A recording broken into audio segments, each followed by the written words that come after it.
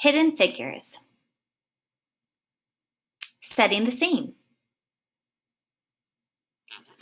Dorothy Vaughan, Mary Jackson, Katherine Johnson, and Christine Darden loved math. As children, they showed special skills in arithmetic, and they went on to study mathematics in college.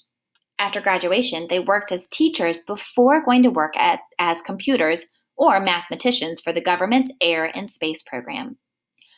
Over the years, hundreds of women worked as mathematicians for the federal agency called the NACA, the National Advisory Committee for Aeronautics, which researched and promoted the study of flight.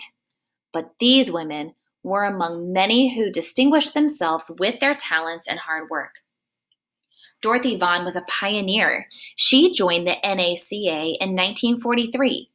The first year, the agency began hiring African American women as computers, and she was the first to be promoted into a management position. She was a role model for other women, and she helped to steer the careers of many talented women who joined the NACA. Mary Jackson was the first African American woman to move up the ranks and become an engineer at the NACA. She was a fighter, standing up for herself and for other women who deserved the chance to prove themselves. Her work helped to make supersonic aircraft fly higher and faster. Katherine Johnson was an African American woman who became an essential member of the team that put the first American in orbit around Earth. She was a dreamer and an independent thinker who was unafraid to imagine what others considered to be impossible. She helped do the math that was required to send the first men into space and to bring them home safely.